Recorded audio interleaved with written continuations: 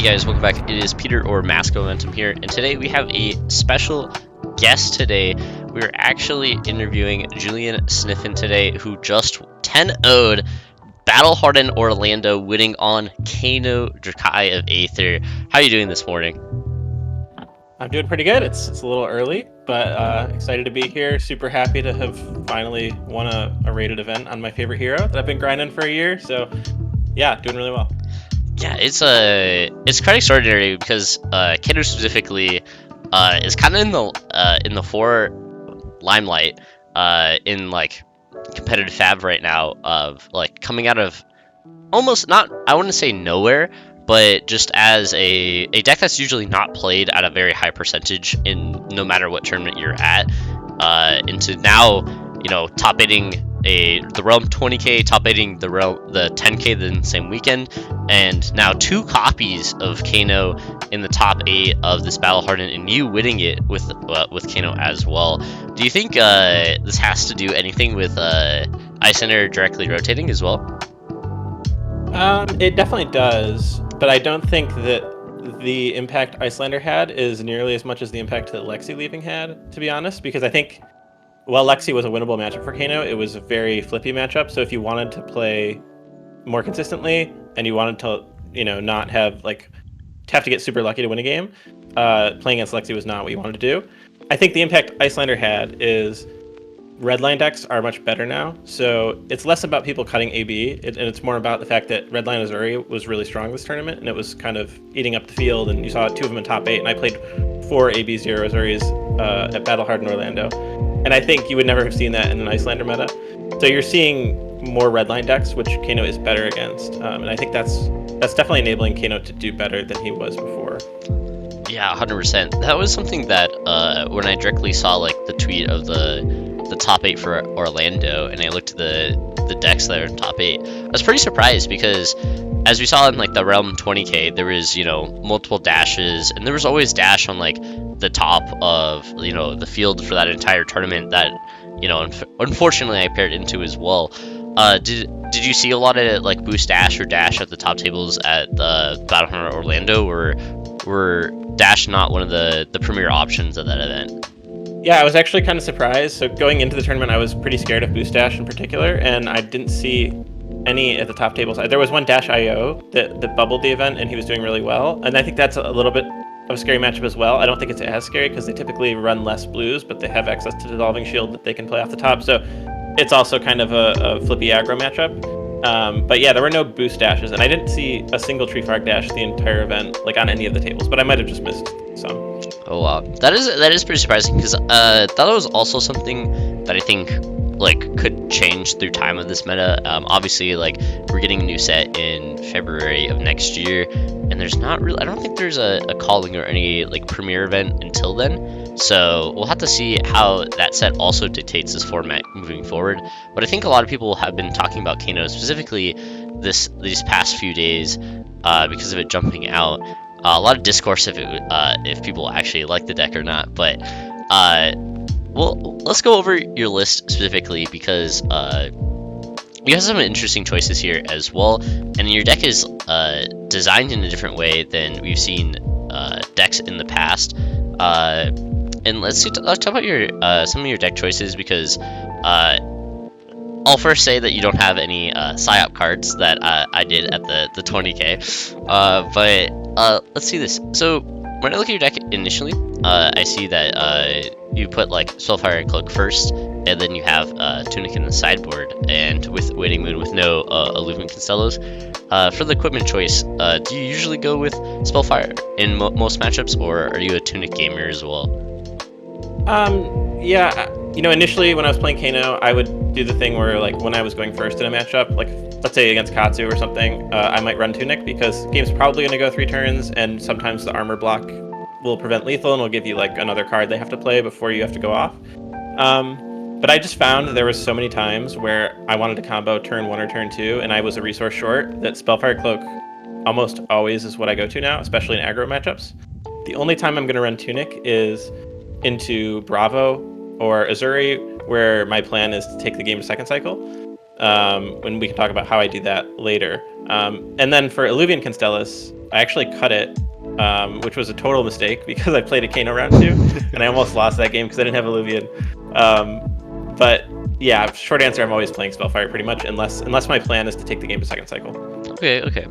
And yeah, talking about Illuvian too, I remember playing the Realm 20k, and I played by round. I played against Riptide round 1, and I walk over, I see Majin, and so I walk over to Majin. Majin's playing round 1 Kano Mirror, and he obviously we had Illuvian, but his opponent Nathan, who top 8'd the 10k the next day on Kano, didn't have Illuvian, and that was something that I thought of as well. I wonder, would you ever run Illuvian in any other matchup than just the Kano Mirror, or have you tested out in other matchups either? I tested out specifically into Vincent because you're ABing quite a bit in that matchup, and it tends to go a bit longer. But to be honest, I haven't played a Vincent in so long that I don't even remember if it was good or not. Yeah, same. The deck's not real enough for me to care either, so I understand. Yeah. But let's look at more of your some of your main board cards here. I think when going back and rewatching your games, especially the two really short ones in the semis and the finals, I think they talked about this yellow Aether Spindle as well. Do you think do you always run yellow Aether Spindle, or is it just because of this meta of people not running a lot of AB? Yeah, I have not ever run Aether Spindle in a tournament, or yellow Aether Spindle in a tournament before. I've been on blue Aether Spindle for quite a while, especially with Lexi meta. I typically would run 3 red snapbacks, and I think I would run 1 less blue. I'm on 34 blues in this list, and normally I'm on 33 with 3 red snapbacks. But my teammates convinced me that Aether Spindle is just so good right now because there's so little AB, and Opt is one of the most powerful things Kano can do. And if you play yellow Aether Spindle on your turn for 4 buffed with Crucible, it's like so broken if they can't block it. And actually you saw that happen, I think, in one of my games in the top 8, and it's what allowed me to win the game. And the other thing with Aether Spindle, obviously, is you can combo Wildfire into Spindle and then set up like 10 cards. And you're either going to see Blazing, or you're going to see a Tome and blues and just keep going, or you're going to set up a post combo game where you put 4 blues on top and then like a bunch of red spells and kill them that way. So I think Wildfire into Spindle is a super underrated combo as well. Yeah, I think the Spindle combo specifically with Wildfire is probably like my second favorite comeback plan either, because when your opponent looks at you like opting like 7 to 10 cards, they just kind of give up. They're just like, there's no way I don't die here, right? So that's the funniest. There was one game I played at a ProQuest this year against the Lexi where turn 1 I went Wildfire into Spindle and they used their Spell Void on it, and I set up like 4 blues, Wildfire, Flare, Blazing on the next turn, and they literally resolved 0 cards that game. Oh no. It was just one of those games where you saw the power of the Spindle, for sure. Yep. Yeah, Spindle has always been such an underrated choice. I know that you play a lot more of the 2-cost blues as well. And you're playing, and you touched on it a little bit, but you're playing 34 blues at this tournament. Usually I see a lot of lists playing like 33s, like kind of like the sweet number you've seen a lot of the times. I've been a 33 enjoyer for a very long time. Why 34 at this tournament, and would you keep 34 or would you go down to 33 or up from there? Honestly, I don't think there's a huge difference. I think it's kind of splitting hairs, but I will say 34 felt great, and having the 2-cost means that if you ever do get a hand of all blues and you blind flip, you're probably going to hit something that's not the worst. Like your worst hit is like Aether Dart or Prognosticate or something, but even Prognosticate in AB0 will give you Opt 1, so it's like it's actually not that bad. But you can also hit Volticult, you can hit Gaze, so like a lot of your blues are surprisingly good, or Potions are there as well. So I think 34 feels great, and honestly the ratios work out pretty well where you just want to draw Wildfire, arsenal it, and then draw like a bunch of blues or a blue and any red card, and you just combo them. Yeah. So I know I talked to you in the past. Did you finally got an Eye of Ophidia, right? Yeah, I've been on Eye of Ophidia for a while actually. Okay. I know. I remember talking in the Kano Discord for a little bit, and people were talking about not having Eye of Ophidia for a long time, and I was like, dude, I've lost so many games to Eye of Ophidia, but I think it's just so good not to play. Are you always an Eye of Ophidia gamer as well, or do you ever board Eye of Ophidia out in certain matchups or anything like that? The only time I board Eye out is when my plan is to go to second cycle. So particularly like into Bravo and Azuri, I will take out all of the potions of Deja Vus, all of the Eye of Ophidias, and only play 3 Epots as my non-blocks, because the one way you lose that matchup, if your plan is to go to second cycle, is let's say like Bravo, Crippling Crush dominates you, and you've got like 4 no blocks in your hand or something. So I do take out the no blocks in those matchups where I plan to go to second cycle, but otherwise I'm always running Eye. Yeah, like I said, Opt is the most powerful thing you can do in Kano by far.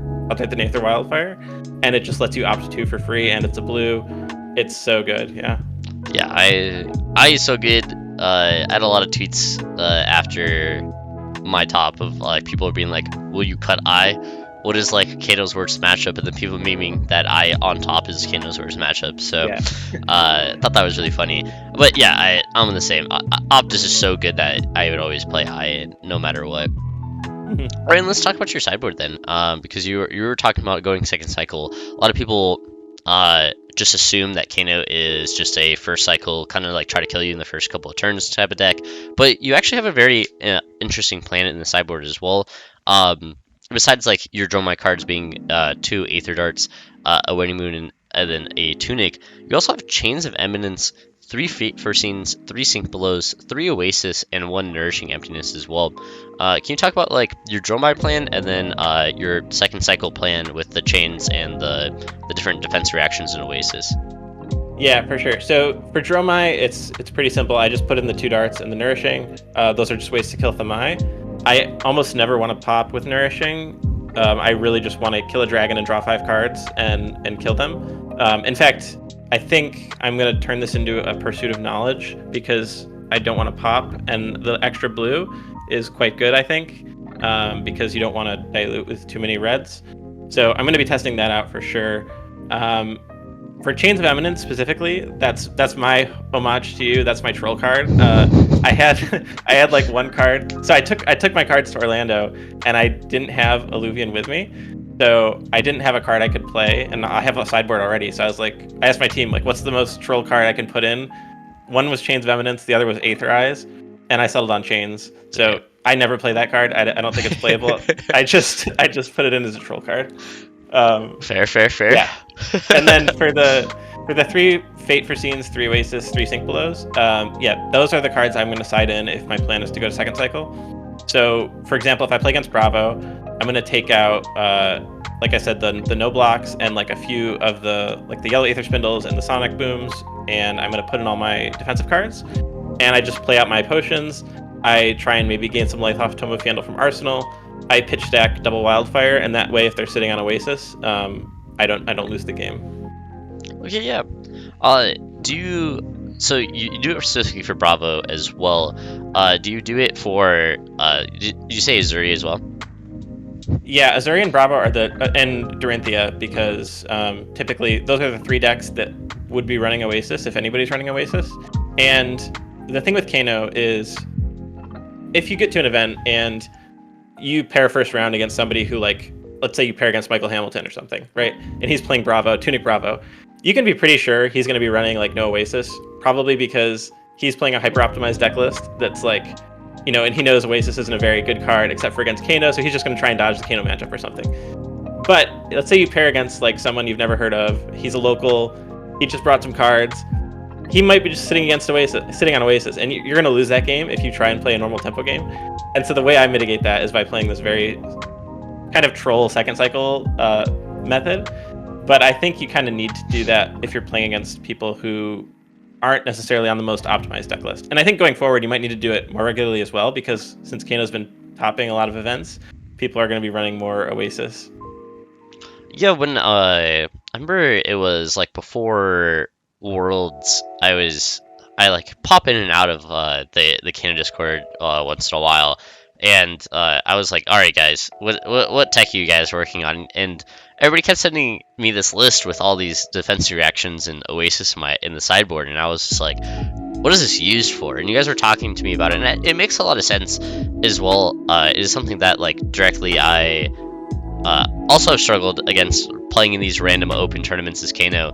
It's just like sometimes you just play against people that just have like that one local Kano, and they're newer, or they don't like their deck list isn't as optimized, and they just have like these random Kano sideboard hate for you for like absolutely no reason, and you just like auto lose the game sometimes. Like I remember playing it was round 1 of the calling in Vegas for the US Nats, and I did my day 2 of nationals, so I played the calling against Kano, and I pair around running against this Katsu that has like triple E-Pot and Oasis in his deck, and I was just like, and he's just like, yeah, I have AB3 Oasis and E-Pot for this Kano matchup, and I was like, okay, but like, I like end up losing the game because I get Oasis and E-Potted out of the game, and I asked him after the game, and I'm like, okay, well, like, but like, why do you play these cards? And he was like, oh, I have a local Kano, and I was like, oh my god, it's always like that. Like, usually it's the people that have that local Kano, and they just like try to refuse to lose against that person no matter what, and bring it to a main event. They always get paired against you. But yeah, it makes sense about trying to go to second cycle as well, versus those type of people. I've personally never found a lot of the Bravo players to want to play Oasis or Steadfast anymore. I've heard a lot of dejected interviews from a lot of top Bravo players to just hoping Kano does not exist, and Kano isn't real, Oasis isn't real. That's right. And just hope, you know. Yep. Yeah, it's a fair strategy. I mean, and I think the one thing people forget is, while Kano is a small percentage of the meta typically at a tournament, the people that are playing Kano are specialists, and they typically have a much higher conversion rate than other heroes will. So for example, a lot of times you'll see like 5 or 6 Kanos, and you'll see 2 make day 2, or 2 be in like top 32 or something. And that's just because typically people who play Kano only play Kano, and they're very good at all the matchups. And so I think if you want to play the top tables, you should be expecting there to be 1 Kano floating around, and I think your percentage is a lot higher than the typical, like, looking at the number of heroes in a tournament and then calculating the percentage that way. I think you need to give Kano a little bit more respect, just because a lot of specialists play him. Yeah. That's like that's a fair point that I've also thought about more recently, of where especially at that 20K, you were there at that Realm weekend, and we were just talking about decks that that you brought to that tournament, because you played in the 10K as well, and you actually brought -IO to that tournament. And going into it, me and Majin actually weren't even going to play Kano either, and I was going to play Katsu, and he was going to play a more fatigue dash list. Why were you going to play -IO specifically at that tournament instead of Kano, and then why did you turn into playing Kano now? Yeah, so after my last event, I think was like a local pro quest that I played Kano, and I 7-0'd, and then I split the finals. And I think after Iyslander LL'd, I actually quite liked the Iyslander matchup as Kano. I know it's a little bit up for debate. Different people feel that it's different. I did too. But I was like really happy about that matchup, and I actually quite liked the Lexi meta as well. I did quite well in it. I 34th at Dallas on Kano, but I felt like Kano was holding me back a bit, because I do spend a lot of time on Fab, and I felt that while I was quite good at Kano, I was horrible at any other deck, and I kind of wanted to take it to the next level and maybe win an event or something. And I didn't think I was ever going to be able to do that in Kano, just because he does have a lot of variance built into him. Sometimes you need to blind flip, sometimes you need to rags a blue, and it just doesn't go your way. In particular, I think the hardest thing with Kano is sometimes you're going to lose a game to a player who, if you were playing a different deck, the skill difference between you and your opponent would probably mean you'd win like 90% of the time. But because you're playing a hero with built-in variance, you can lose to, and I don't mean this in a disrespectful way, but players who are less experienced. So I think for those reasons, I was looking at a different hero. I wanted something that had a little bit lower variance, or a little bit more, ability to control the game through skill.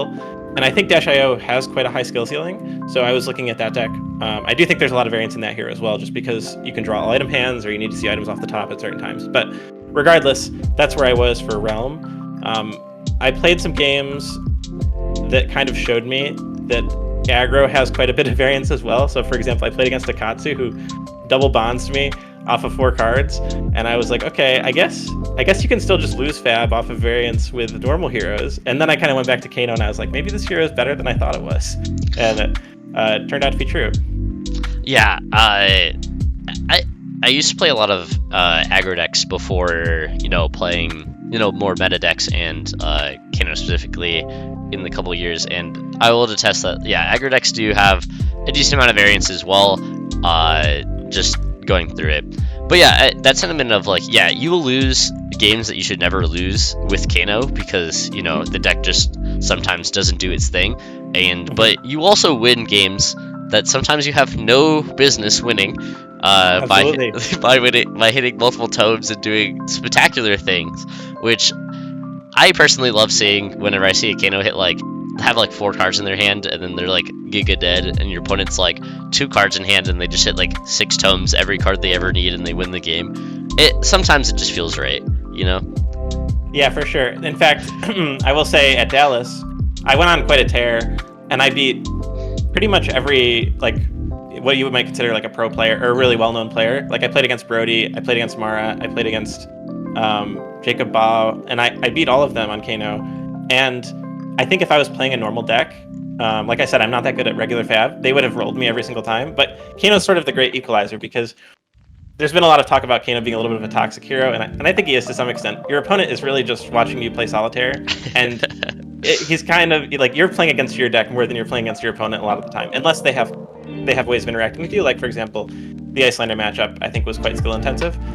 In particular for Dallas, I played against Isaac Crute on day 2, and he was playing Lexi, and he had me down to like 4 or 5, and he was at 38 or 36. Full card hand, AB2. I don't even think he tapped out, and I had to go for it, and I just hit like tomes off the top, and I ended up buffing Wildfire, hitting for 8, and he just died. And like I had absolutely no business winning that game. But that's I actually sat next to you at that round specifically, and Isaac, as we both know, doesn't talk a lot, as many people know. And I remember you got up over for the table, and his teammate looks over at him and does like the shrug, and he just like shakes his head and just picks up his cards and then walks away. And I was like, yeah. poor dude, like, cause I've been on both sides of the table when that happens, right? Like, before I played Kano and like just playing Kano all the time, like sometimes that does just happen to you where you're 100% to win you're basically like 99% to win the game, and out of some miracle happening, you just lose out of nowhere. So it is kind of funny.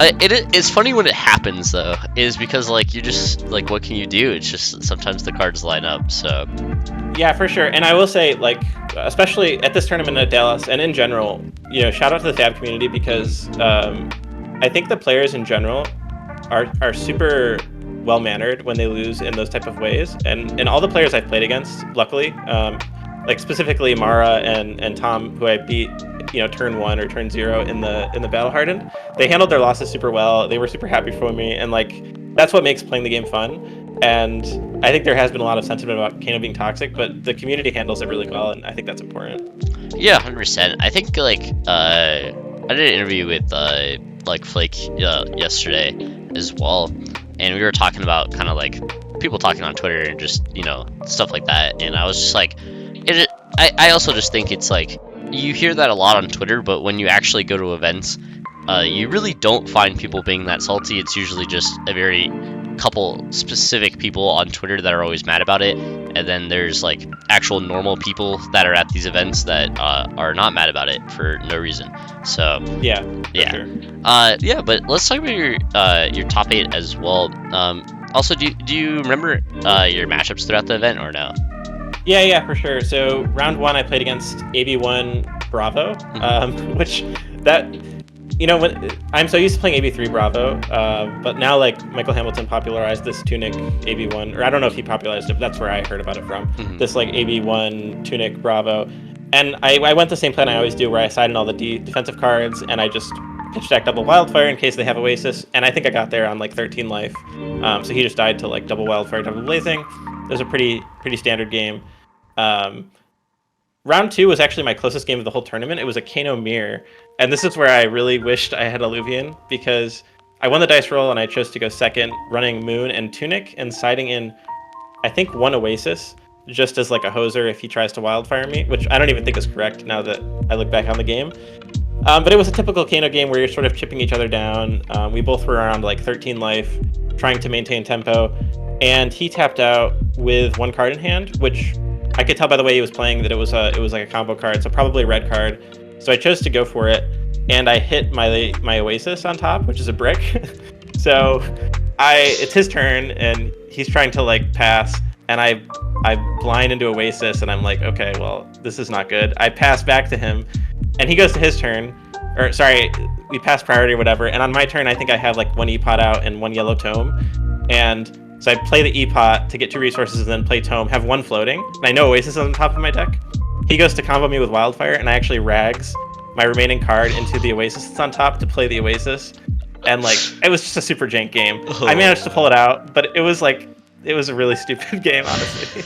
Like, don't run Oasis in the mirror. I don't think it's not good enough.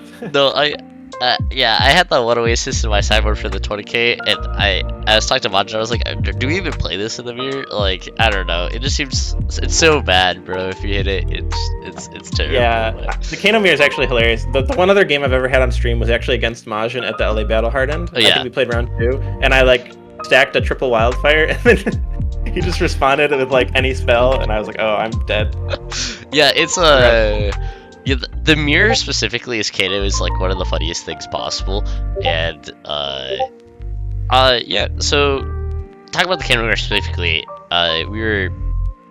it's not really like a right way to play it, because of like the waiting moon and just trying to like trip people out, keep E-Pots, and then like stack something. But you can't really stack Wildfire in that matchup because they can also just kill you in response. They can just take the Wildfire and then kill you when you like play your second spell.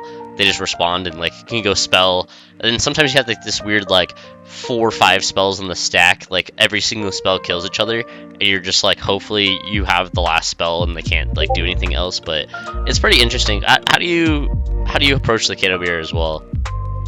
It's actually, even though I'm on a team of all Kano players, I've never tested the Kano mirror in my life. So I think probably the way I would play it is the way I played it then, which is just you try and go second. You try and set up Tome of Candle and Arsenal to do some life gain. If you do lose tempo, it's a good way to get tempo back because you life gain, draw a bunch of cards, and then you can play spells to typically strip cards from their hand. And then I think, yeah, you just want to have E-Pots out, and you want to be able to present double lethal on a turn. So, for example, Blazing is, I think, much better in Arsenal than Wildfire. You're going to try and like present lethal, and then they'll try and respond, killing you, and then you have to present lethal back at them in response to them presenting lethal at you.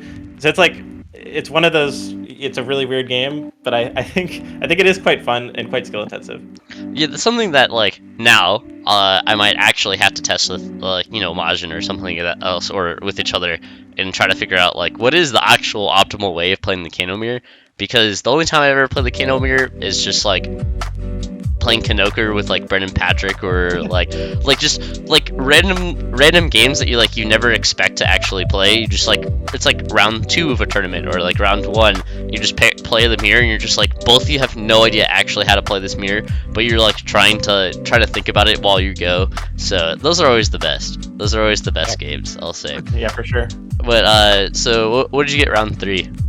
Yeah, so round 3 was a Katsu who, it was a little bit unfortunate. He had AB2 in his sideboard, and then when we presented, he forgot to swap in a Kadachi for Arcane Lantern. So I was going to give it to him, but he was super honorable and was like, no, it's okay, we already presented, so I'll just do AB1. I don't think it'll make a difference anyway. And he was correct, because he tapped out his turn 1, and I think I hit Wildfire Flare Blazing, which is like the nuts combo, and I just killed him. So that game was over in like 5 minutes, and super nice opponent.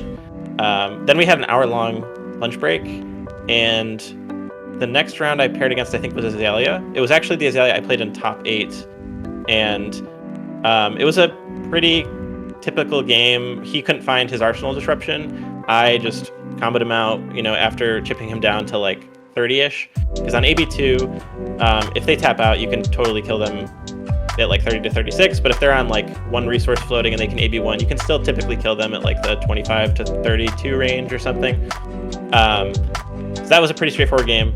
Then I played 3 Azuris in a row to close out the tournament, and the first one was sitting on Oasis. So again, my Azuri plan is just go to second cycle, block all of their destructive swap-in cards with my D-Reacts, and pitch deck double Wildfire. That way, if they're sitting on Oasis, I can respond to their Oasis on my first Wildfire with the second Wildfire, and then the second Wildfire will buff the first, and I just kill them anyway.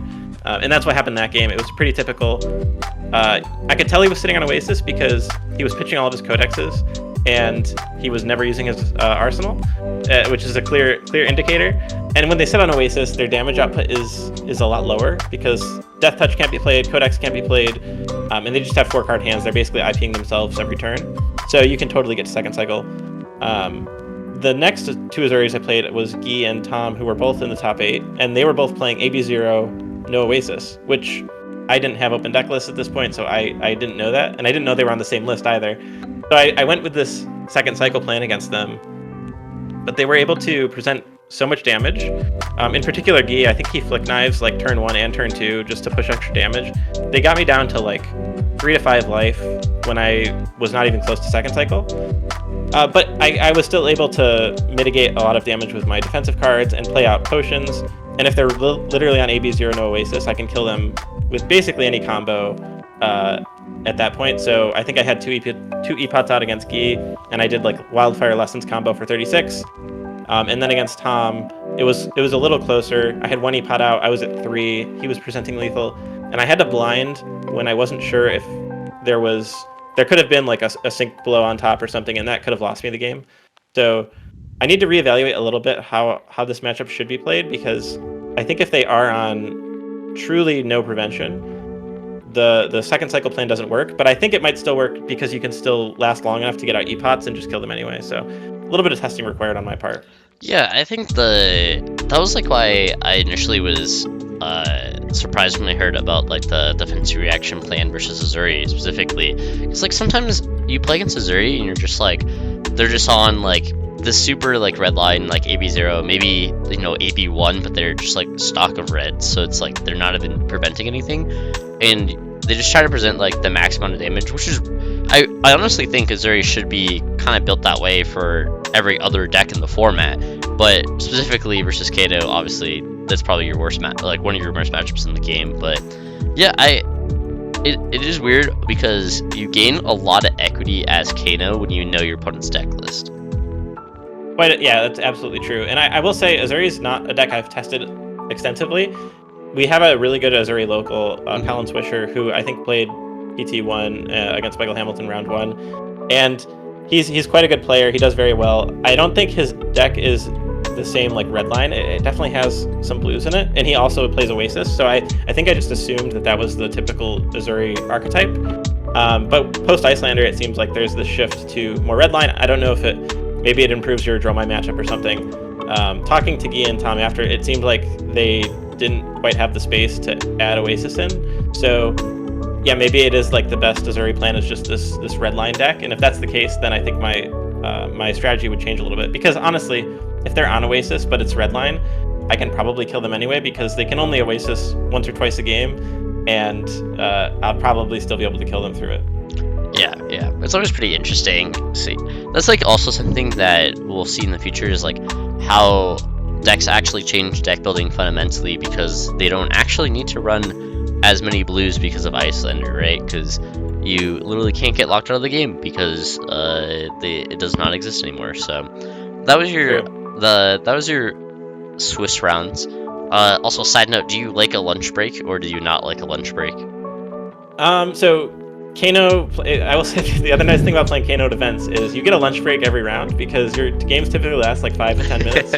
And so you're just spending most of the time. Actually, I think it is super helpful because you're allowed to walk around and look at other decks at the top tables. So as we mentioned, Kano's a deck that really does better when he knows what he's playing against. So for example, the first thing I look for is Slab Dash or Tree Frog Dash, because that matchup is like 100% for Kano if you know it going into it. So that's the first thing I look for is like, okay, who's playing these like Fatigue, Dorinthia, Fatigue Dash, and like look at their faces so that I know if I sit next to them or sit across from them, I know how to prepare. But yeah, I'm not a big fan of the lunch break. I didn't think it was super necessary. No, I've always been a hater of lunch break metas. It's just not a. I feel more often it ruins if you have a lot of like tempo going into like the rounds, you're on like you're like 3-0 or something like that, and then you hit a lunch break, or I think it's like common practice when you play like these pro quests that like usually have like a 30-minute break or like right before top 8, and that's like the most nervous you can ever be, or like the most like you just like you're feeling it the entire day, and then you hit that break, and then you play your quarterfinals and you just get milli-whopped because you're just like not into it anymore. That's so I've never been a fan, but I always like asking people if they like lunch breaks in the middle of a tournament or not. So yeah. For sure. That's something that I also talk about, to where Majin said that to me as well, to where he was like, I'm not used to having 30 minutes at every round. Because your games don't really go that long, because your hero is at 30 health, and you usually kill people pretty fast. And he's like, yeah, just walking around talking to people, and I feel like I've drank so much water just to not be dehydrated during my event because I've been talking too much. And I was like, that is funny, but you do need to do a lot of recon as Kano, especially like during the rounds, just to know what other people are playing. So that is for good. sure.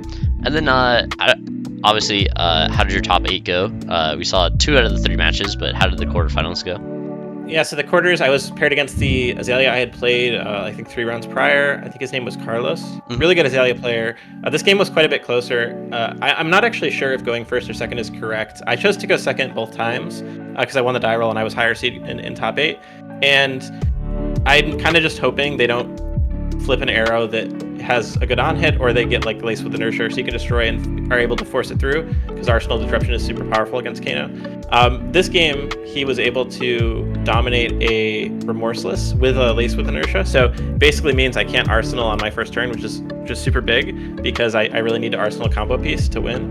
But I was able to extend the game long enough. I think he took quite a bit of damage on his first turn, so I got him to around 22, and I was able to get a combo piece in Arsenal, I think turn 4 or 5. There was one critical moment in the game I remember where he used his opt ability on his headpiece, and he left the card on top, and then he played a Bolt and Shot buffed to 9 with 1 card in hand, and I was quite certain he had like a Codex left in his hand, and he was going to Codex off of the go again, and then flip back with the arrow he had left on top.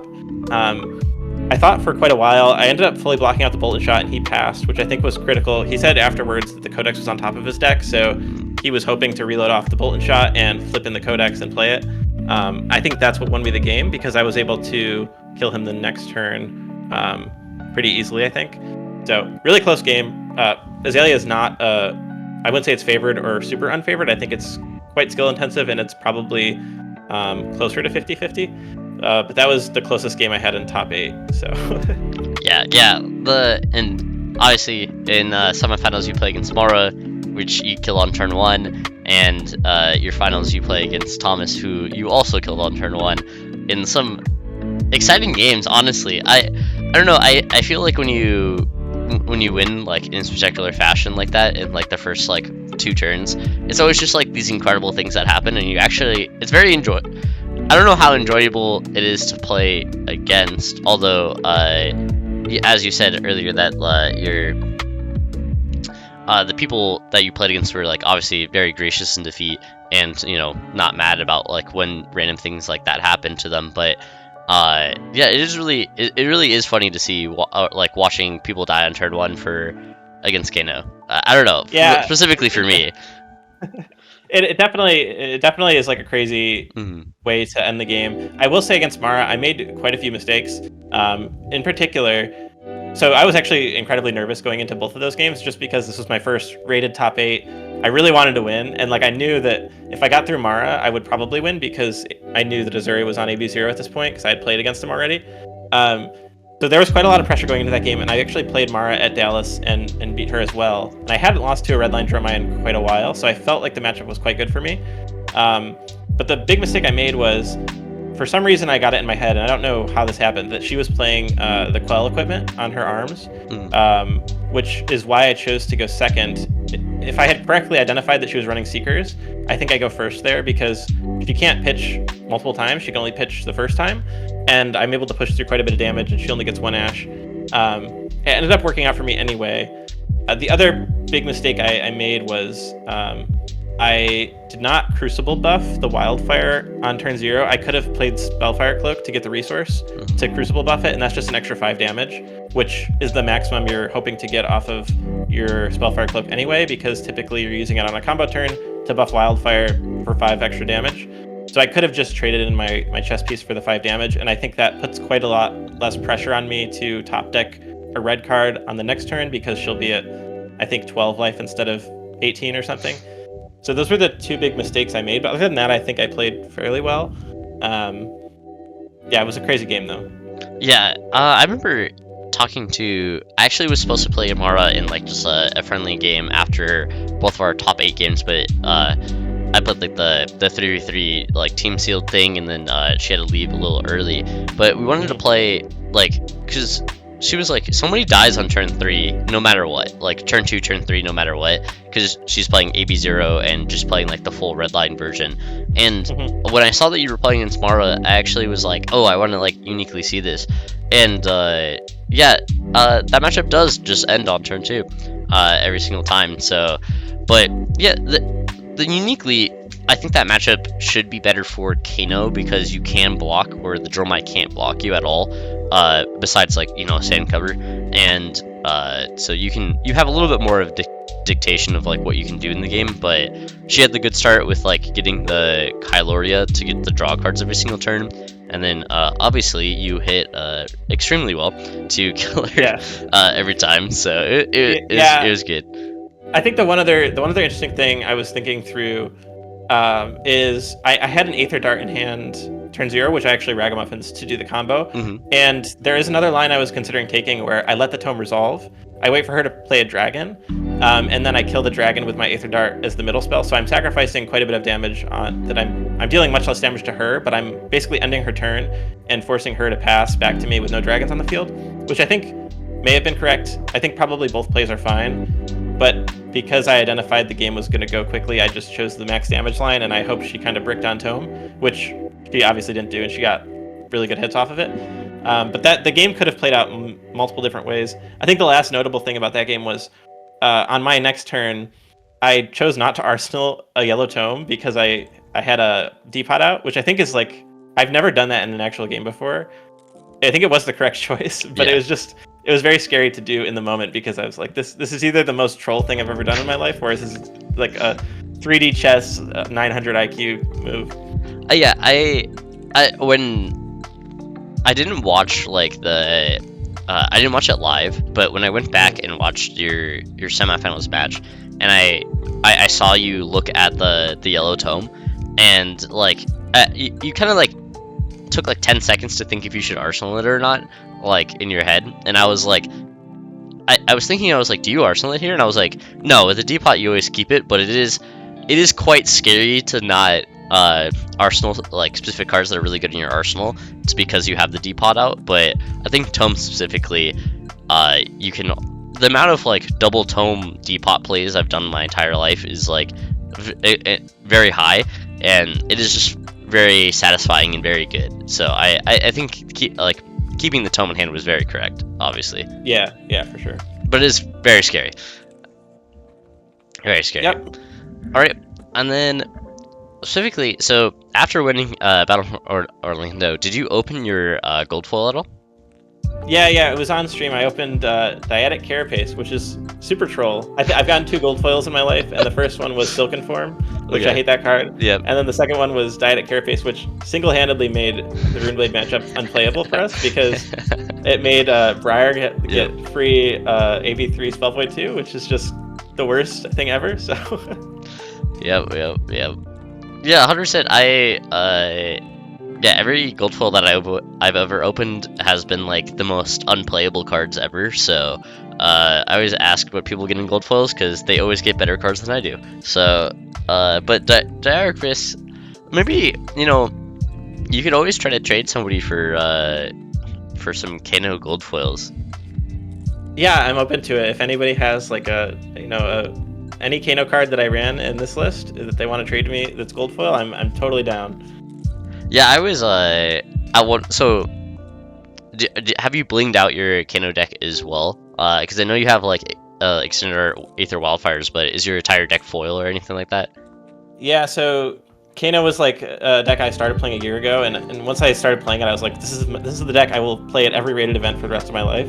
So it's the one deck I have rainbow foil everything, and I have the cold foil teapots. And the other reason I do that is because Eye of Ophidia is only rainbow foil. Yeah. And I'm not a fan of proxying cards just because I think they're pretty to look at. So it lets me not have to worry about having a mix of rainbow foils and non-foils that like could potentially be marked at a tournament or something like that. So I just mitigate that by having everything rainbow foil. Yeah, I used to always play a rainbow foil Kano deck, and then I decided to sell it one time for like randomly, and now my Eye of Ophidia is like the most curled thing possible, so I have to get a proxy literally every single event. And there's always somebody that tweets at me that like if you ever like, especially my camera games at the 20K, somebody tweeted at me when I pitched Eye of Ophidia, and they're just like, "That's not a legal card, bro." And I was like, "Oh my god!" every time somebody sees a proxy, somebody gets tweeted, "That's not a real card." And I'm like, guys, it's the judge signed it, bro. Like, there's literally an eye. Definitely legal. It's definitely legal. The eye is literally drawn by a judge, bro. Like, so it's fine. It's fine. Yeah, for sure. But no, I definitely think that is something. I know. I remember that 3v3 Blitz tournament that happened in Vegas, and like multiple teams got DQ'd because of like Eye of Ophidia being like a marked card in their deck, which is like pretty bad. That event specifically, I made it a thing to foil out my entire deck right before, and told multiple people about like foiling out their deck, and they didn't do it, and then one of those people actually got DQ'd. So one of those interesting things here. Do you have like any first set foils, or is it all just like unlimited? No, it's all unlimited foils. I haven't. I think the first edition, like Blazing Aether, has like a comment that he says or something. So Yeah. I don't know. I'd be open to doing it, but honestly, my plans in the future for playing Kano is kind of diminished because Prism's going to be playable now, and I think that matchup is quite bad. But we'll see. I might go back to Dash I might stay on Kano. I haven't fully decided. Yeah, the Kano Blazing Aether, I think it's like, oh, you thought you were going to win. Yeah. And it's like I can't believe that's printed on a card, bro. Like, that is like actually the most insane. Like, I don't think I've seen flavor text like that. Like obviously it's like one of the only flavor texts in Flesh and Blood. Is it the only flavor text in Flesh and Blood? I want to know. Maybe I don't know if it is or not, but it is that I don't know, and especially on blazing as well, because it's always the finisher. I'm like, oh man, that I do want to have first set foil blazings eventually, but I mean they're like $500 cards, so it's like, Yeah, I don't know. Maybe they'll reprint it in a new set. Like, I've heard we're getting an all arcane set at some point, and maybe there'll be reprints at that point. Maybe I'm sure the price will go up at that point though, because Wizard will be good again or something. Yeah, so I've heard a lot of things about that full arcane set, and I don't know if Wizard's in the set or not, because I've heard very misleading things if Wizard's like in the set, and I'm like, oh boy, like imagine we get a full arcane set and then like Wizard's just like not in the set, and you're just like, we're just like crying over here, bro. Yeah, I will say, a few things that have been interesting with like the Kano discourse is some people are saying, so the first thing is like, is Kano good now, or is he like playable because Iyslander's gone? I think my opinion on that is Kano's always been playable, especially if you have the reps on him, which we've kind of talked about that. I think the second thing is like, is Wizard good for the game? Is this just a super toxic hero? And I am sympathetic to that because I do think, like, watching back the finals, they're basically watching me think about things for 20 minutes. But I will say, in my defense, I took the Brody Spurlock approach of triple checking my lines, which I do think is correct if you're in a top 8 that's untimed, even though it might not be as fun to watch or it's harder on your opponent. Like, I saw the lines very quickly. I was just triple checking my math and sequencing because, especially as Kano, if you activate like Storm Strategist at the wrong time, you can just lose yourself the game because you have no way to empty your hand and you can't Ragamuffins. Like, there's so many ways that you can lose yourself the game that it was 100% winnable, that I think it's correct in a top 8 to just triple check everything. But I do understand that it's not the most interactive thing. The last thing I would say though is if you watch I believe it was Rhea in a top 8 battle hardened against Alexi who had AB0 and she was playing Iyslander. The game was similarly not very close. And I think that's just what happens when you bring AB0 against a wizard. So I do think Kano is something you can interact with. And if you get reps on Kano and you start to understand their play patterns, you can identify when they can combo, when they can't combo, when you should AB, when you should not AB. If you understand the math, you can know, do I need to fully AB this, or can I present lethal after and only AB2 on this? Like, there's quite a lot of skill expression, I think, in the games you play against Kano. It just, you have to have the reps on them to understand the play patterns your opponent's going for. And I understand that's not something everybody wants to spend time learning. Yeah. Did you play Magic before Fab, or?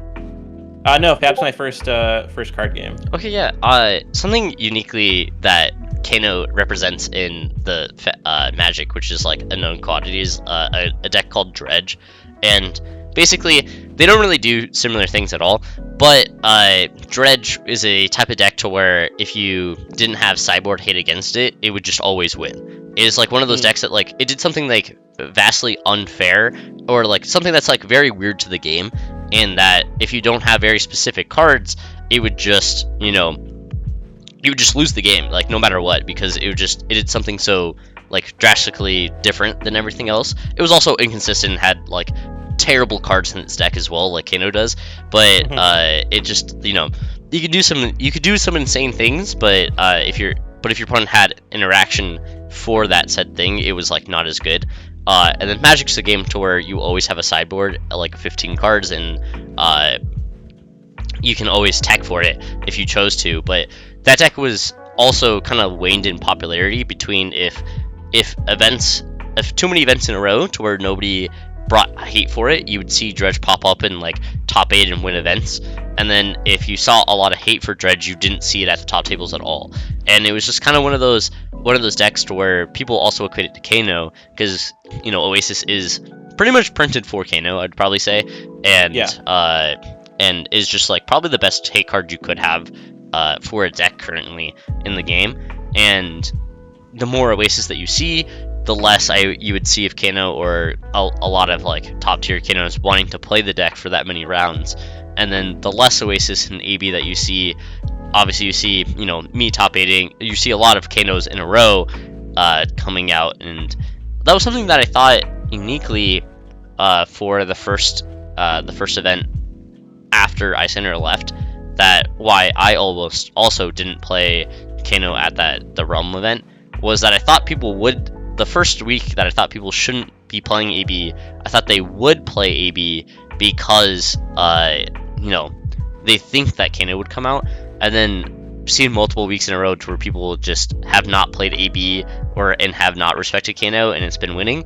But obviously in the future with new Prism cards and probably another form of hate card in the next set, surely, because it happens all the time, that who knows where Kano is going to go in the future as well. So yeah, I think, I don't know if I want to say this, but I guess I will.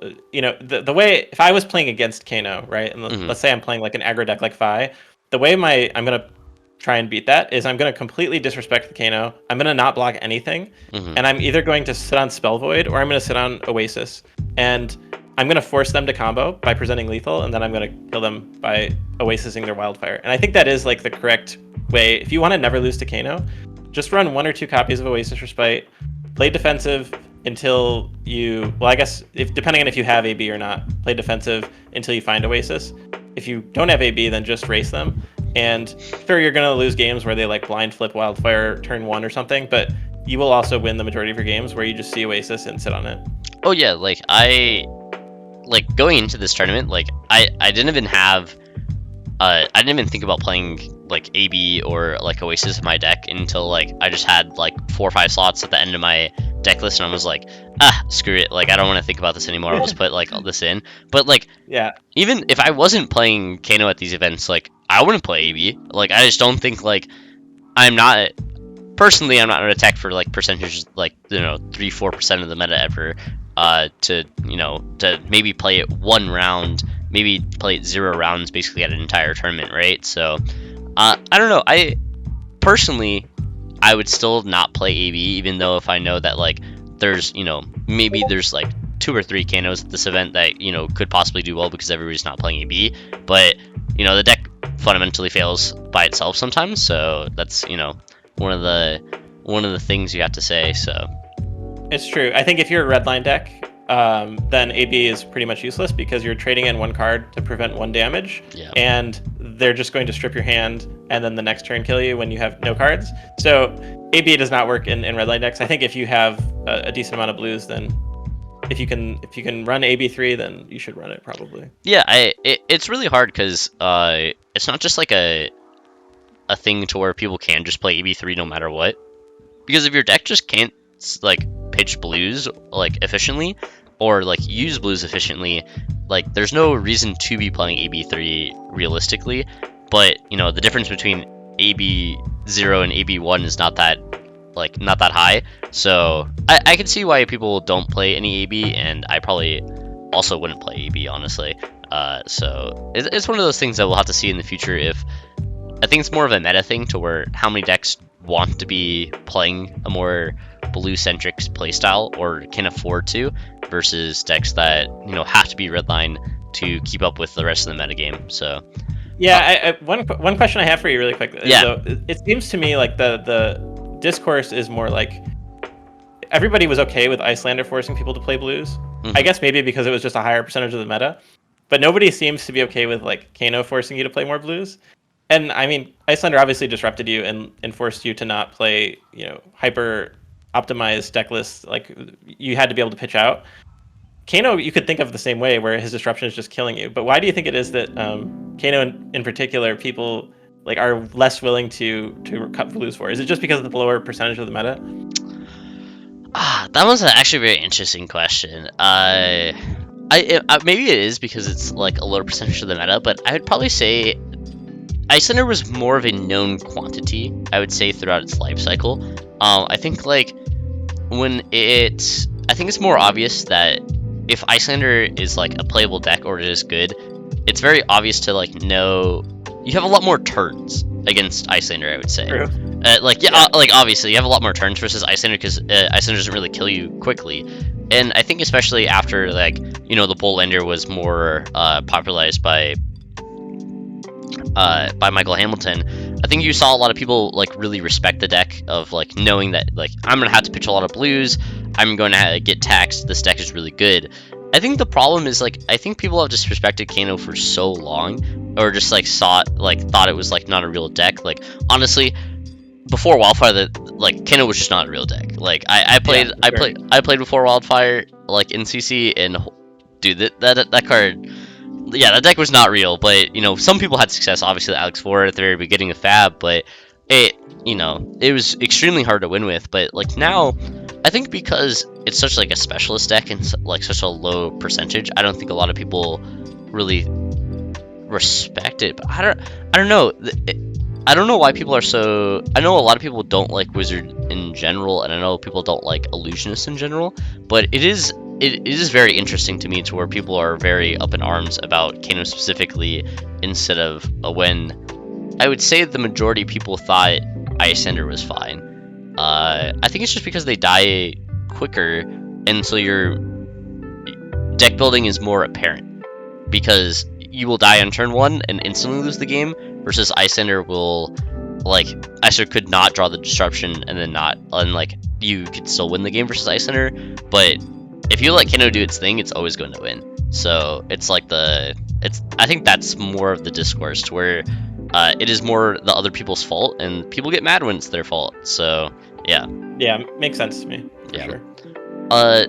One thing I want to like touch on this Orlando is not your list, but Justin Graham's list. If anybody knows, he was playing some interesting defense reactions in his list, where the Wizard defense reactions, and playing Waning Moon as well. Do you have any information on this deck list as well? So first of all, Justin's an absolute legend for top 8ing with that list, because I think that list is super troll. I mean, I think he might be onto something, to be honest. And I think if you watch the Bravo game he had on stream against Brody, like you see the power of the deck, where he's able to mitigate 4 damage and then send back like it's essentially a more value-oriented turn where you're blocking damage and presenting damage to where you're sort of winning out on all the exchanges. And I think it does make sense. I think that it's, to me, where the deck falls apart is you need to blind flip when you use the Absorbent Aether to present a spell back. And since you're running Absorbent Aethers, which you can't banish, you have a lot of bricks. But he's able to sort of do the math on the fly to know the percentages of when he's going to hit a brick and not, and it seemed to work out for him. And the other thing I would say is his run was way more impressive than mine because I know he played an AB3 Katsu, he played an AB4 Spell Void for Vincent in one, and I think he also played a Rhinar, which is like, those are all atrocious matchups. So my matchup spread was way better than his, and he also made top 8, only dropping a single game. So kudos to him for doing so well. Yeah. I watched that last round and I was like, oh, it's like Kano versus Bravo. This is gonna be like just like a bloodbath basically, because me versus Hamilton's game, like the second to last round of the 20k was like actually just 5 minutes, but we got deck checked, so like, you know, it took like for like half the time, right? But Right. I had a really good conversation with Hamilton as well, and then showed him my 9 troll cards that he thought was the funniest thing possible. But I've never seen Michael Hamilton laugh so much. That was like actually probably the best experience of that tournament for me, was watching Hamilton laugh just because I'm playing unplayable cards in my sideboard. But no, it was really interesting. I was when he played the first one, I was like, yo, what is happening, dude? Like because I was like, I knew you guys played you know, defensive reactions, but I was like, is this the next level of the defensive reaction sideboard plan? Is just playing like Waning Moon plus like these like pump defensive reactions? I think his list is really interesting, and I think there's a lot more to explore with Kano, but like the lack of card pull specifically sometimes hurts that like exploration of the deck. Yeah, for sure. And I think, you know, there's usually where the sort of expression comes in with Kano decks is like, what generics are you bringing in that you're like putting in your deck that are bricks, and or like how many blues are you running? I don't think anyone's ever looked at Absorbent Aether. When I first saw the card, I was like, this is broken. I can play Snapback and it'll be buffed. And then I realized it doesn't work that way, and I was like, okay, this card is unplayable. But I think maybe it will have a place going forward, and I think it'll be super fun if, you know, you sit across from a Kano and you don't actually know what style of Kano they're on. Like, that could be a really cool place that maybe we get to someday. I think it'll take a few more cards, and maybe this set will have a specialization or something. I don't know. Yeah, I definitely hope that there's at least one like hopefully there's a playable wizard card or a specialization for Kano in the set. That would, I've always said that I actually wish they would print a card that would want Kano to play a different way. Like, not just like the combo, like to where they'd print, you know, maybe it would probably take a full set of like a card pool, but to make Kano not want to play a combo game plan and play a different type of game plan, whatever game plan they do, obviously is going to be pretty different, but it would depend. Something that I got asked recently actually is if you had to make any Kano card specifically that to be like that expansion slot, what card would you make that, obviously not like some really dumb busted card that like obviously like Sure. 0 for 40 dominate, you know, or something like that, right? But like something, you know, tangible that they could print, but like what would be your Christmas list basically of like what card they could print? The one thing I think the Kano needs is a way to deal unpreventable damage. And I think typically, like, if you look at Shuko as an example, like, it's usually on the arm piece, I think. So I think what would make sense is an arm piece where you pay 1, 2, or 3, I don't know what it would have to be, where you would just ping for 1 unpreventable. And that would be a way you could deal with, like, Ward with Prism. You could, like, kill all their angels with 1 spell or something. Or you could deal with Oasis or something. I don't know. Like, pay 1, your next damage is unpreventable. Maybe that would be too broken with Wildfire. I don't know. But that would be, like, I think some type of way of mitigating the unpreventable. And maybe it has to be worded so that you can still AB it, but you can't prevent it with, like, Oasis or Ward. I think that would be what I would want. I think maybe the other thing would be a way of opting more consistently with a weapon or something. I know there's Searstone, which is a totally troll card, but maybe a way where you could like pay one opt or something could be interesting. And I think the last thing is, I know there's a weapon where it says deal X, where X is like the damage, or you buff the next card by however much the staff does, but there's no current way to buff the staff. So I think if we got a way to buff a weapon, that could be really interesting as well, because it would allow you to combo without Wildfire. Maybe you can combo by buffing your staff or something. Yeah, there's a lot of designs that I could see them, implementing for like different wizards in the future, and I'm pretty excited. I obviously hope that the full arcane set has, a wizard in it, so we could see a whole different type of play style of another wizard as well. But I wonder, because I know somebody was talking to me about it, to where like if you take out the expansion slot wizard card that Majin previewed in Bright Lights, it's been like 13 months since Wizard got an actual card, and there are honestly reprints of old cards with like a singular line of text extra, so who knows how much that really helped, but actually it helped a lot, because helped consistency. But we got a lot of zero costs. I do think the surge keyword is essentially useless, because most people are able to block the one. So. Yeah, it's like, okay, would you let surge hit, or would you just pitch one card to not let surge hit and then prevent the trigger and the AB1 or something like that, and just I think it's fine. But 100%. So that was pretty interesting. I thought about a arm piece that when if you hit like a whiff off the top, you could destroy the arm piece, and then look at the top 3 cards, put 2 in the bottom, 1 on top, and then it would reflip the Kano once per game, obviously. But you could, I wanted something that you could play more cards that could be whiffs in the deck, but not it lose you the game, hitting Eye off top. You could actually switch Eye for another card, and then one time a game, Yeah, I could see that being really helpful. And I think the one other thing would be maybe giving us an armor piece that we can play. Hopefully. Just because there's a lot of times where you want to, something's dominated. For example, Erudition or something is 5 dominate. And if you just had 1 2 block, I don't even care if it's Blade Break. And maybe you have to run Ironhide, I don't know. But it would be so good if we just had that 32 life instead of 30 life. Yeah. Especially because there's just, there is a lot of cards, especially because you were talking about how Prism in the future, right? If they do just play Erudition against us, we kind of just throw our hands up and be like, I guess I'm taking 5, and you can draw 2 more cards and put this card in your soul and get all these additional effects because of it, and you're just well, there's nothing I can do about it.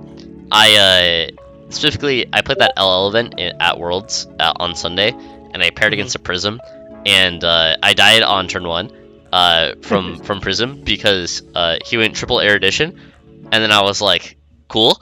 I was I'll go to 15, and then he played the fractal card that copies the last, so he played the 3 for 9, and then he copied it, and then he played another Herald, and I just literally died, and I was just solid. I was okay. Yep, that's a game of Flesh and Blood. But you know what? We can't complain, because no, I didn't complain at all. I looked at him and I was this was cool, and he was oh, I'm sorry. I was no. I've killed enough people on turn 0 and turn 1 and from random games to never care anymore. But I was damn, I didn't think Prism could kill you on 1 turn either. So I was that's kind of cool. But I remember telling I think I told Majin after the game, and he was no way you died on turn 1. I was what are you supposed to do, dude? You just 15 dominate? You're just alright, well, I guess you'll draw 6, Yeah, the best part was every time he played the first Erudition, and then he put it in his soul and he drew 2 cards, and his eyes just lit up, and I was I'm fucking, he got a second one, bro. I was and then he said he drew both Eruditions off the first one, and I was oh no. That's what happens. That's the karma you get for playing Kano. Honestly, I deserved it, on God. But so I know a lot of people don't know, too much about you. You actually had, I would say, a banger tweet that a lot of people were talking about, because playing Kano for a very long time, or only playing Kano, I do like to keep up with a lot of people that do that and fight the good fight here. And it's been like a pretty, I'd probably say, okay year for Kano, like for men dependent wise. But and uniquely, I like to read this tweet that you had your year in Fab. You had you top 8'd 3 Pro Quests. You top 8'd an RTN. You top 8'd the PTI in Baltimore. You got 54th in the calling in Baltimore, and then you got 34th in the calling in Dallas, and then you got 69th in the US for ELO Constructed, and all of it was on Kano. And then now you get to add a first place battle hardened and victory on Kano as well. So looking back on this year of only playing basically Kano at major events and all these things, was it fun? Was it worth it? Would you do it again? Yeah, for sure. I think Fab is a game that uniquely rewards specialists, which is one of the reasons I love it so much. And I do think, like, yeah, I wouldn't change anything.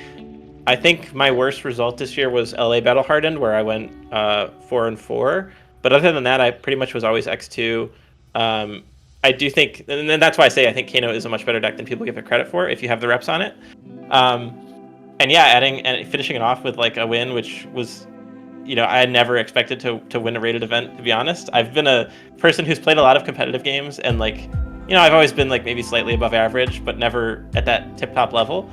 And so being able to do that eventually in a game is like a really, really cool feeling. And being able to do it on a hero that's, niche and not everybody plays is even better. Yeah, that feeling's like amazing, honestly, when you're first like, pretty big event as well, or like rated event. I remember when I won my first Battle Hardened, I was like on the top of the world basically.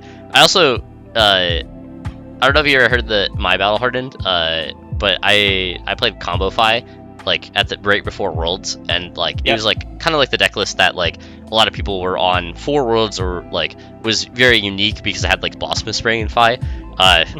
Back then, if only I knew that Kano was that good as well. But I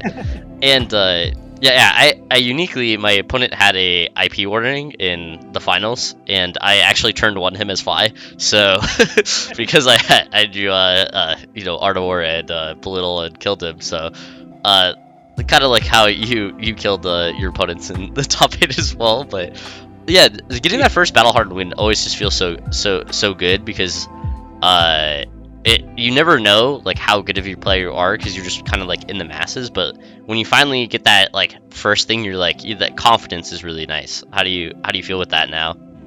Yeah, and I will say confidence is a huge thing. I remember after the calling in Baltimore, which was my first truly whatever tier event a calling is, that was my first calling, and I showed up just kind of being like, okay, I do pretty well at locals, I've won a few armories, like I feel pretty confident in Kano, but I did not expect day 2. And so getting 54th, and like the mentality shift that had for me was I could sit down playing Kano and I would actually feel confident going in, versus just feeling like I was flipping a coin. Because I do think Kano has quite a bit of skill expression. There's quite a few decisions you have to make, and I think most games are winnable as Kano. It's not just, I blinded Wildfire and I win, even though that's what it looked like in the top 4. There's almost infinite number of lines you can go for in a lot of games, and I think there's quite a high skill ceiling on the champion. So I think after that event, I was able to have confidence going into other rated events, which helped me. I bubbled a few Battle Hardens, and then calling Dallas, I think solidified that, because I was able to beat so many players that I recognized and that were very good, even in matchups that were not necessarily favored. Like I beat Brody Spurlock on Lexi, I beat Alex Crew on Lexi. So I think that gave me even more confidence. And then going into this final event, kind of knowing that Kano was already good, and having my teammates give me this list, and also getting a pretty favorable bracket, I think set me up for success for sure. Yeah, 100%. Were you already qualified for the PT in LA? I actually wasn't planning on going because I didn't think I could. So I 7-0'd my ProQuest, and then I conceded the finals to get the gold foil, which was troll because it was the Quell item. But now I'm invited again, so I think I might end up going. I'm quite horrible at limited, so I'll need to brush up on that if I want to do well. The old Majin. being terrible Yeah. at limited. Yeah, all this talk of like sealed callings and things like that. I'm like, yeah, just give me CC for days. That's all I can play. Yeah, I understand. Yeah. Well, yeah. I mean, if you make it, I'll see you there. But something that I wanted to close it out with was I had a discussion with Brendan Patrick actually at Worlds and Sasha, and they were talking about when you like the swag that you have being like the only Kano on the top tables, or like one of the only Kanos at like the very top tables, like late into day 2, and you get like a crowd of people watching your games, and you just kind of feel like that guy, and you're like kind of just ascended over everybody. Did you have late into being XO like on like the, you know, maybe a 5, like you're 4 or 5-0, and you're playing a game and you just have like 20 people watching you? Did you ever have that opportunity this weekend? So this weekend, no, because most of the games took like 5 to 10 minutes and people were playing. Yeah. But I will say, like, there's a very memorable moment, and this isn't not to like dunk on anyone. But I played in the PTI Baltimore, and I think that the one time I've ever like kind of maybe been famous in the scene is I was shouted out on the M&R podcast because I beat Michael Hamilton on Kano and when he played Iyslander, and that game in particular, that was like my first time playing a really, really good player. And I thought I had like 0 shot into it. And the way I played the Kano versus Iyslander matchup is like I pitch stack. I play Crucible and I literally just pitch stack. I don't do any damage to him first cycle, and I just like set up this god stack. And so I did that against him, and he played it really well. And I do think that there's quite a bit of skill expression. I don't think he had practiced the matchup at all, so I don't know. There were a lot of things going for me in that game, but I ended up getting to my stack and like resolving tomes off the top and drawing like 8 billion cards. And I think there's a picture floating around of it where I literally have like 12 cards banished and like 3 of them are wildfires or something. And for that game, because it was going quite long and I was playing Michael Hamilton, who usually draws a card anyway, there was like 20 people around us all watching.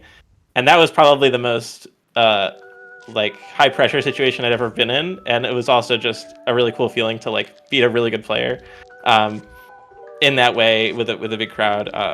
Again, not to like, he's a much better player than me, and I think if we played that matchup today, he would probably smash me. But it was just a cool moment that I had. Yeah, that is really cool. I had that experience a couple times, like when I won the Battle Hardened with Kano in Blitz. I had like every round, like people would just be like, "Is the Kano still up there? Is the Kano?" Like, because I think I was the only Kano for like 50 tables honestly at that Battle Harden, and it was just like it was like one of those attached to the calling, so there's just like it's just like a huge amount of people like randomly at a Battle Harden. It's like, because usually Battle Hardens are like 100 people, but like if you ever been to like a PT or like a calling attached to and there's the Battle Harden on Sunday, there's like 300 people or like 400 people just playing this Battle Harden for like it's just like kind of crazy, and you have to, and it's like 10 rounds, right? And so I remember every round, like there would always be people like trying to scour to see if like the Kano is still on the top table. But the 20k specifically, I was after, you know, I beat Chance, and then I was on table 1.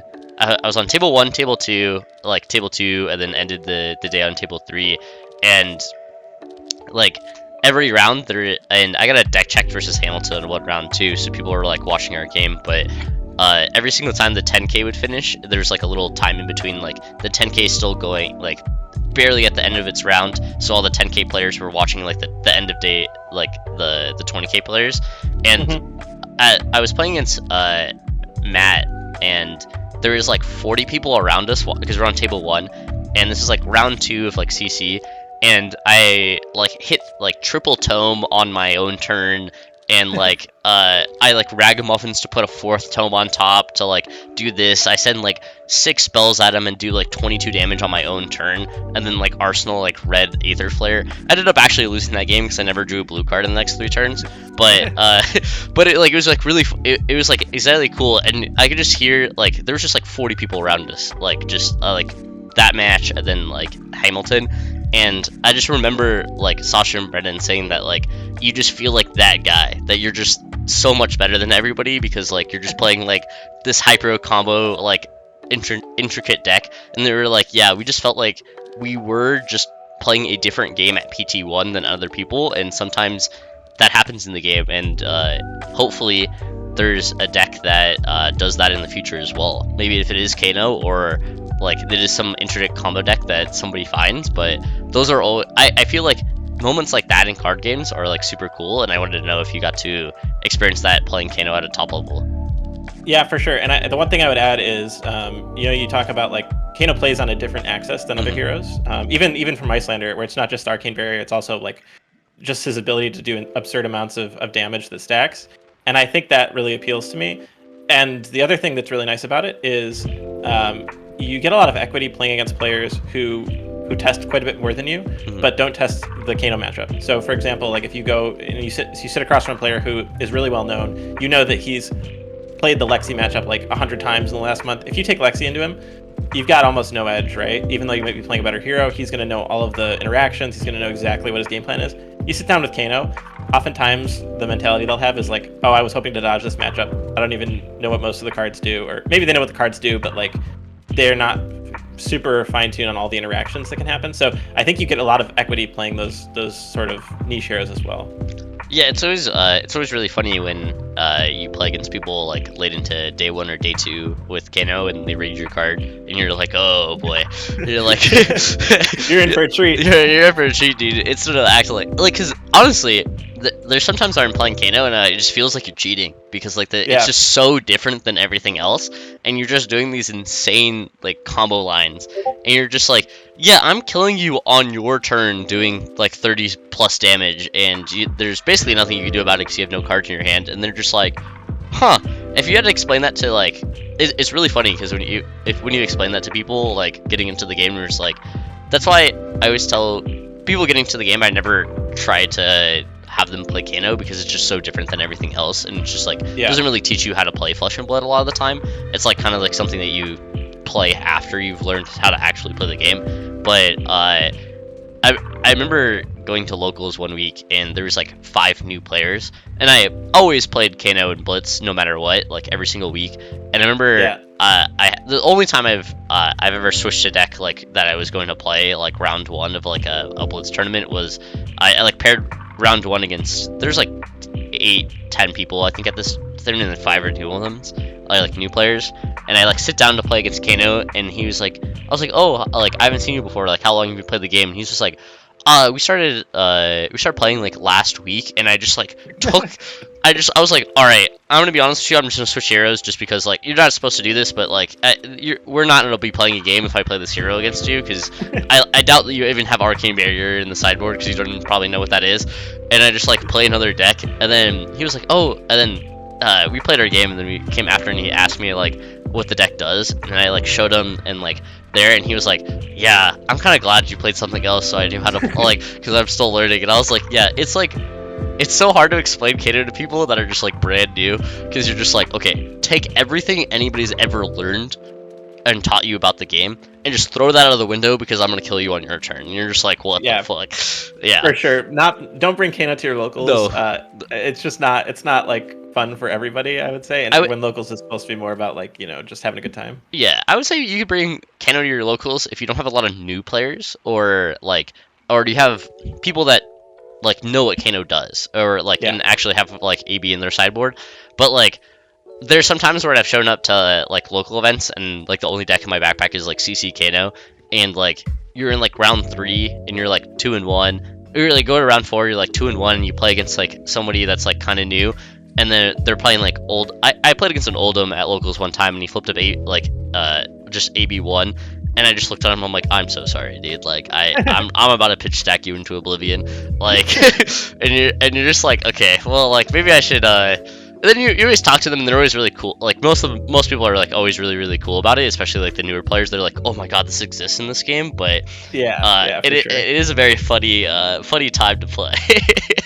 Yeah, for sure, been there.